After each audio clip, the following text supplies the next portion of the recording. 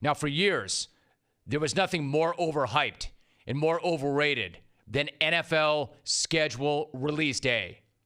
Everyone already knows which teams are playing each other this season. So everybody acting like NFL schedule release day being an actual thing was like actually the worst thing. In other words, stop trying to make this into something that it's not. Something, that really matters a lot. But that did not stop fools from doing just that. Starting the second it dropped, when they would sit down and start to circle all the really important matchups. You know the ones I'm talking about. For instance, Washington at Minnesota in Week 8. Hell yes, baby. That's what I'm saying. Because that right there is a blood feud. That is your sick CKRG right there. CKRG. Case Keenum revenge game. But I'm telling you this. When you look deeper than just a revenge game, the really tricky thing about that game is that it's a Thursday night and will only be a few days removed from Baltimore at Seattle, the Earl Thomas revenge game. 2 revenge games in such a short window. I mean, damn, my head is going to explode. How you gonna do me like that, NFL schedule maker dude? Thing is, there's a hell of a lot more where that came from. You like that? You like that? You like that? You like that? You like revenge games?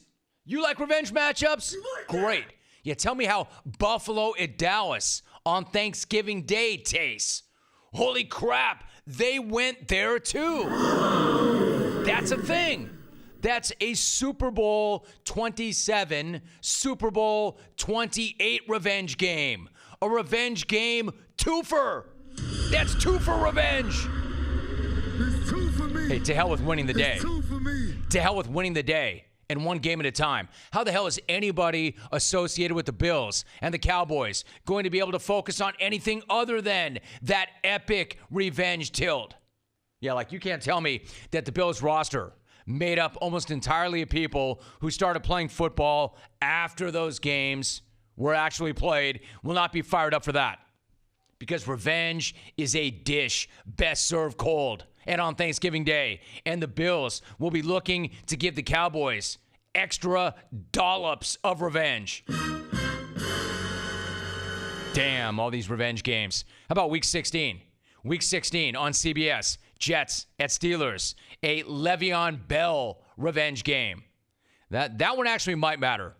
Because that's a revenge game where the amount of venom and pettiness between the Bells, or between Bell and the Steelers, is actually legit.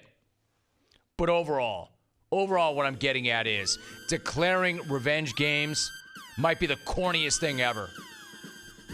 Manufacturing contrived hate is always whack. But you know what's even worse? Trying to predict wins and losses. That's like the dumbest thing ever. It's April. The season starts in 5 months. The draft is next week. It's a violent game. Bells are going to get rung. Knees are going to get snapped. Legs are going to get broken. We know this about the NFL. It's violent. Rosters and starting units are going to be completely different in a few months. But you're going to tell me that the Texans are going to beat the Colts in Indianapolis in Week 7. And even worse than that is when people start to tell you why that's going to happen. You know, like, well, here, the schedule dropped, and I'm looking at it, and the Texans are going to be coming off a tough game the week before at Kansas City. Then they go on the road to Indy before they come home to face Oakland, and then they've got to go all the way to London to play Jacksonville. So they really have to have that game that week against the Colts. Oh, all right. Okay, so now you're all Tony Romo. Now you can see things before they actually happen. Yeah, well, I don't play that game. I'm not interested in hearing the breakdown of travel schedules either. Yes, Oakland's got a lot of early games on the East Coast. Great. And they've got several months to get ready for that. So let me bottom line this entire deal for you. Let me cut to the chase. Let me cut through all the bull crap. Let me tell you what matters about these schedules. Looking at the schedules, there are only 2 things that matter. Just 2. Number 1, The Patriots have a really easy schedule because every schedule for the Patriots is an easy schedule when you have Tom Brady and you have Bill Belichick and you play in the AFC East.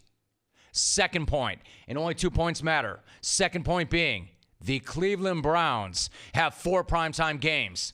And if you ask me, that's not 4 too many. That is 12 too few. 4? Only 4.